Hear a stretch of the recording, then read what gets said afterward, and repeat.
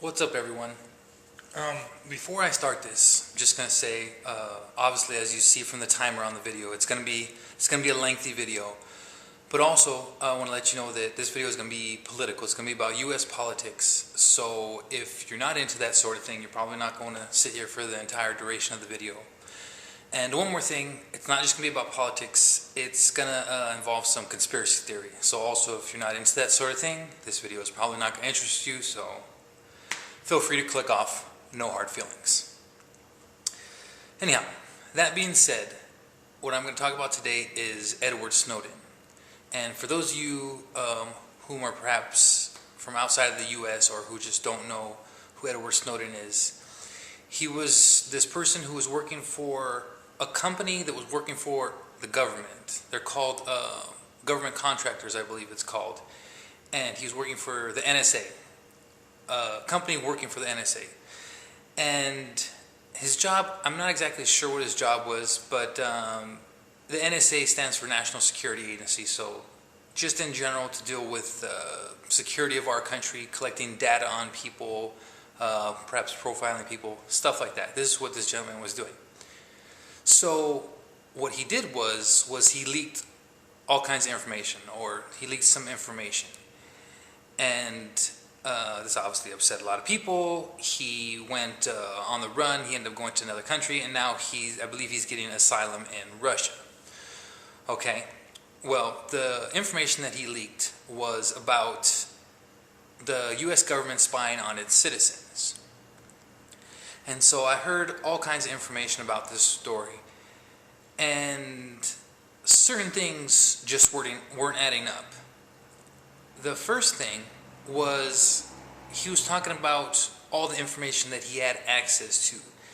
And from what he was saying, he basically had access to anyone's private information, that he could track essentially anybody, even the president himself. He could find background information. He could just look up phone calls, emails, whatever he wanted about, again, essentially virtually anybody in the whole country. This is what he was saying. And also, one of the claims that he made was he had access to so much information that he could personally take down the entire NSA if he wanted to, by, say, giving that information to another country. Say he just divulged all the information to some other foreign government, where the locations of the buildings were, where they're located, maybe information of certain high-profile individuals, so on and so forth. If he gave out all the information, he could take down the whole NSA. So that was the first thing that didn't sit right with me.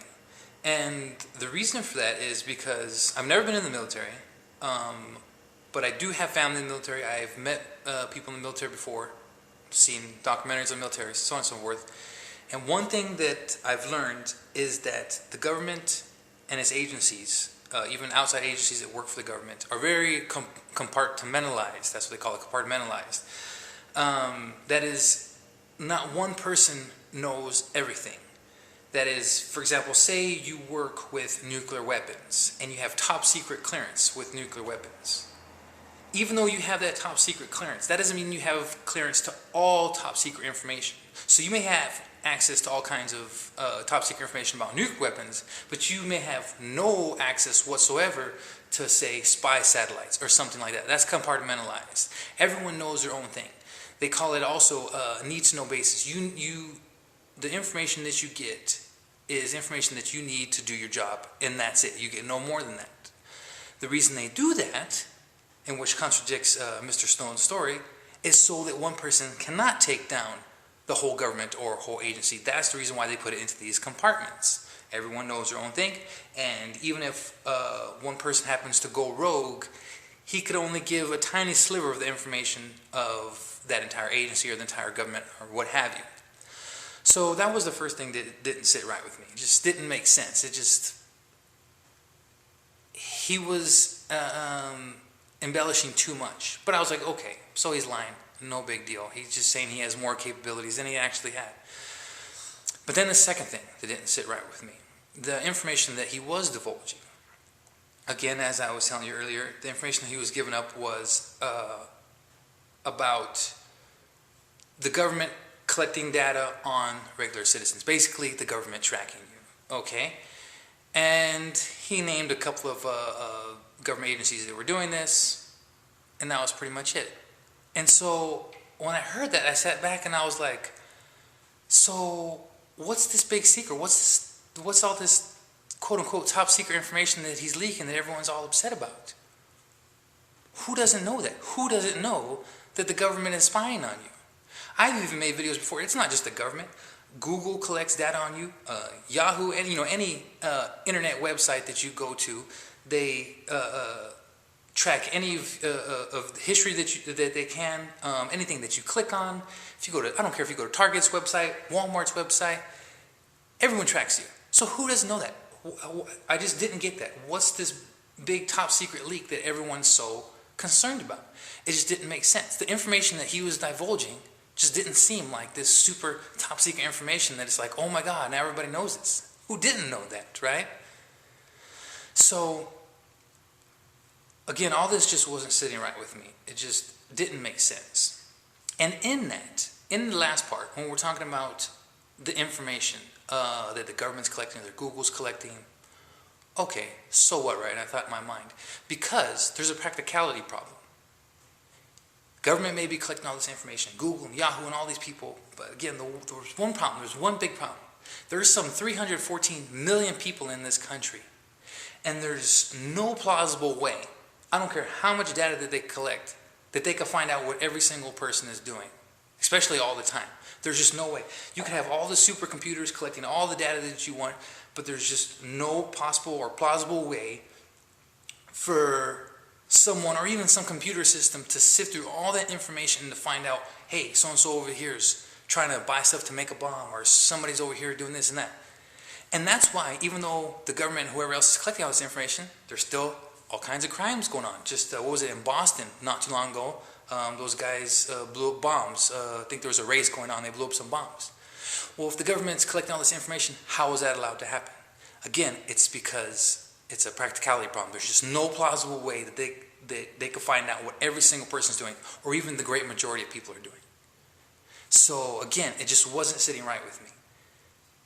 Yeah, they're collecting information, but who doesn't know that? I know personally that there's no way that he has access to that much information to take down the whole NSA. So what is it? What's really going on there? And then it hit me.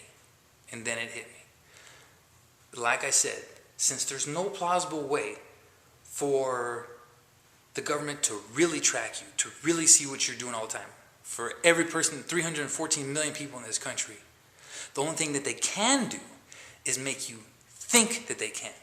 They make you think that they have more capabilities than they actually do.